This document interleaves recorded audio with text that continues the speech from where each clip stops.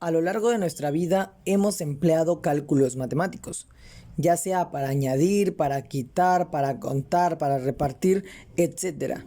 Pero ¿te has preguntado cuáles son esos números que empleamos cotidianamente?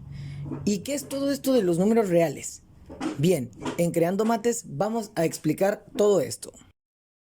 Desde temprana edad aprendemos a contar y lo hacemos con estos números que nos permiten fácilmente contabilizar elementos de un conjunto, como lo son el 1, 2, 3, 4, 5 y así podemos seguir infinitamente. Dada la naturaleza con la que surgen estos números, llamaremos a este conjunto como naturales y como hemos dicho, es un conjunto de números que nos permite contar íntegramente elementos de un conjunto. Lo vamos a denotar con la letra N y vemos aquí de forma explícita los elementos de un conjunto, en este caso los naturales. Vemos que puede ir hasta un infinito positivo. Aquí tenemos ejemplos de números que pertenecen a los naturales. Esto es lo que significa esta letra E. 10 pertenece a los naturales, 640 pertenece a los naturales y 10.000 pertenecen a los naturales.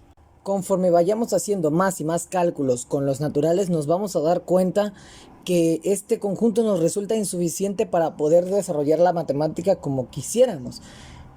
Un ejemplo de esto sería esta ecuación, a más b igual a a. Bien, ¿qué nos quiere decir esta ecuación? Básicamente nos quiere decir que un número a más un número b nos tiene que seguir devolviendo el mismo número a. Como solo contamos con los naturales, le vamos a dar ese sentido de pertenencia a a. Por sentido común nos damos cuenta que no existe b en los naturales que nos satisfaga esta igualdad, por lo que forzosamente b necesita ser una cantidad nula, tiene que representar la nada. Entonces vamos a inventarnos un numerito al cual le vamos a llamar 0. Este 0 va a representar la cantidad nula o la ausencia de cantidad y vemos que efectivamente nos resuelve la igualdad. A más 0 igual a, por lo que este número será el elemento neutro de la suma y de la resta. Ahora, seguramente habrás escuchado de este dilema entre los matemáticos, el cual consiste en resolver si el 0 es un número natural o no. Vemos que el 0 se opera con mucha fluidez en nuestra vida cotidiana, de lo cual nos hace pensar que resolver esto sería en parte irrelevante y lejos de llevarnos a acuerdos nos va a traer más conflictos, por lo que en este video vamos a tratar al 0 como un conjunto de un solo elemento. Seguimos viendo que al proponer operaciones con naturales y con el 0, nos siguen resultando insuficiencias en estos conjuntos.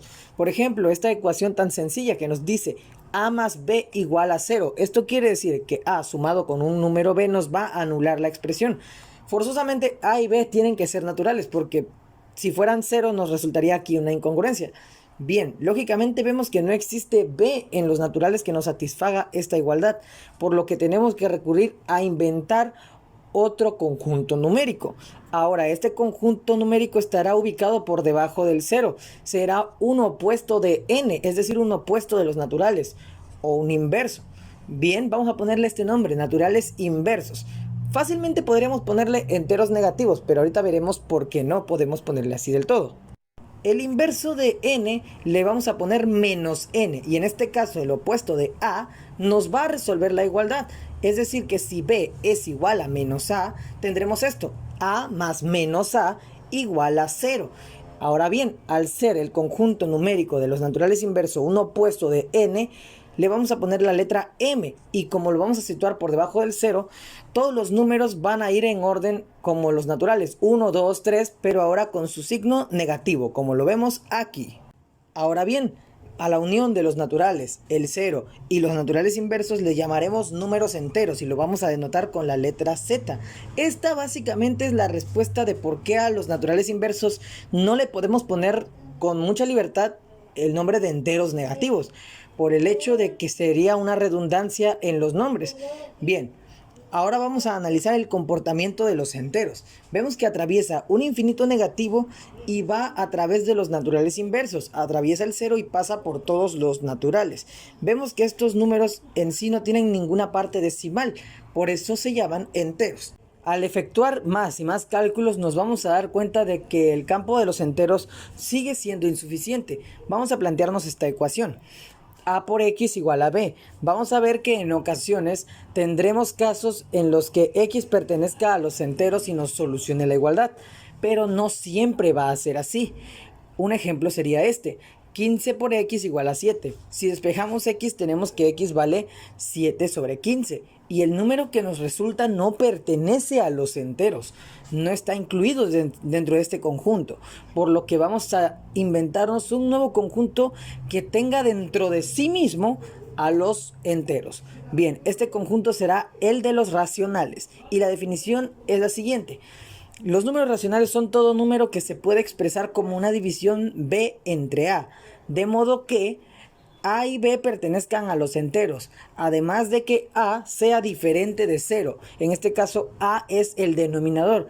Vamos a ver que si a vale 0 nos va a dar una indeterminación, por lo cual no puede ser igual a 0. Como habíamos dicho, en este conjunto vamos a incluir a todos los números x que sí nos solucionan esta igualdad, como a los que no solucionan esta igualdad. Y el conjunto de los racionales lo vamos a denotar como Q. Y bien, aquí vemos la definición. Q es igual a un número b sobre a, tal que a y b pertenezcan a los enteros y a sea diferente de 0.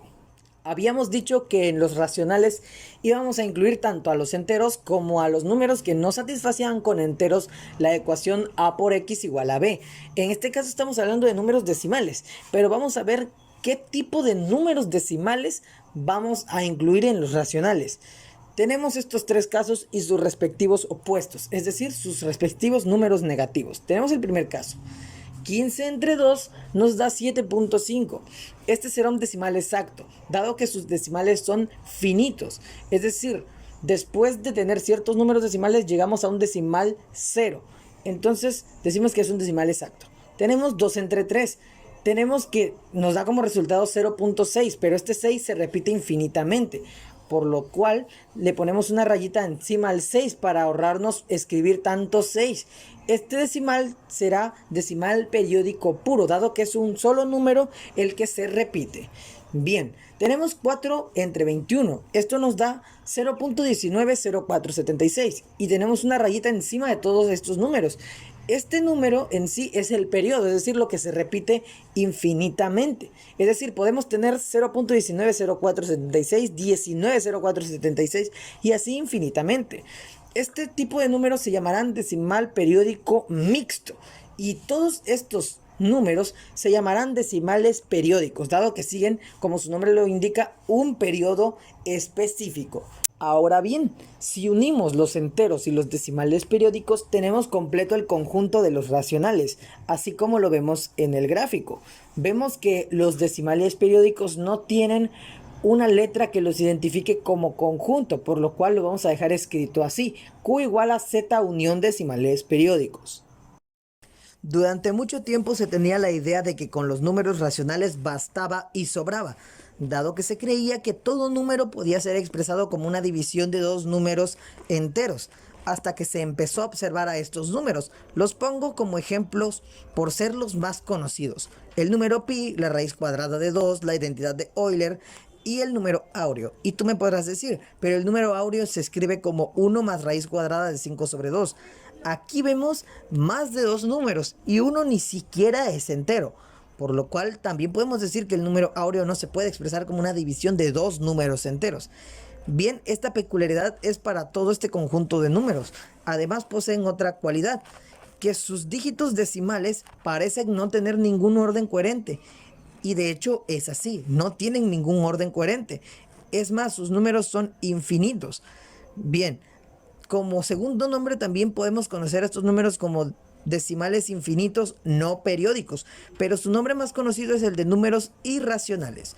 Vamos a denotar como Q', prima por el apóstrofo que tiene por encima de la letra Q.